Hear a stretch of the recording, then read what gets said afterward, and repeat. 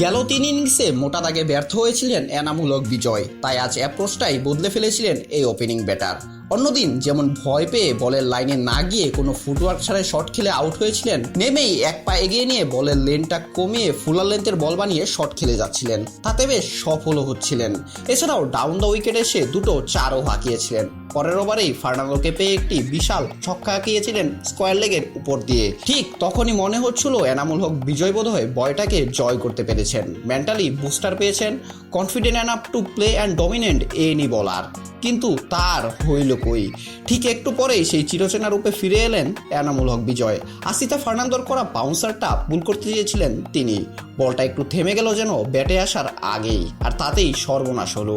ব্যাটের একেবারে কানায় লেগে বলটা উপরে উঠে গেলে ফরওয়ার্ড শর্ট লেগে দাঁড়ানো ফিল্ডার ক্যাচটা হাতে নিয়ে নেন। বিজয়ের ইনিংসের ইতি ঘটল সঙ্গে সঙ্গেই। 19 রানে ফেরত যেতে হলো তাকে প্যাভিলিয়নে।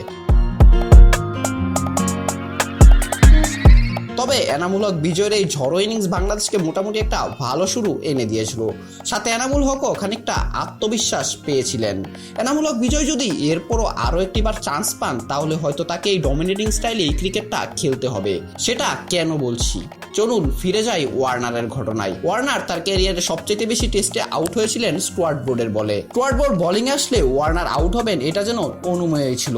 জীবনের শেষ টেস্টগুলোতেও ব্রড ওয়ার্নারকে আউটপ্লেট করেছেন। সব মিলিয়ে 18 বার আউট করেছিলেন ডেভিডকে। ওয়ার্নার যেন কোনোভাবেই উপায় খুঁজে পাচ্ছিলেন না কিভাবে ব্রডকে খেলা যায়। ঠিক তখনই আশীর্বাদ হিসেবে আসেন সাঙ্গাকারার এক অ্যানালাইসিস। সাঙ্গাকারা তার অ্যানালাইসিসে বলেছিলেন ব্রডকে উতরাতে হলে ওয়ার্নারকে অ্যাগ্রেসিভ অ্যাপ্রোচেই যেতে হবে। যদি ওয়ার্নার প্রথম দিক থেকে অ্যাগ্রেসিভ মোডে গিয়ে 2-4টা বাউন্ডারি হাঁকিয়ে ফেলেন, তখন ব্রড নিজেই বাধ্য হবেন ফিল্ড সেট আপ চেঞ্জ করতে এবং তার বোলিংয়ে ডিফারেন্ট প্ল্যানিং আনতে। সেই টোটকা অবশ্য ওয়ার্নার শুনেছিলেন এবং তাতে বেশ সফলও হয়েছিলেন। আজ যেভাবে বিজয় ব্যাটিং করেছেন, তিনিও শ্রীলঙ্কান বোলারদেরকে বাধ্য করেছিলেন ফিল্ড সেট আপে বোলিংয়ে ডিফারেন্ট প্ল্যানিং আনতে। আর সে থেকেই হয়তো শ্রীলঙ্কার বোলার আসিতা ফার্নান্দো বাউন্সার দিয়েছিলেন। সেজন্যই বিজয়ের জন্য ইন্সপিরেশন হতে পারেন ডেভিড ওয়ার্নার।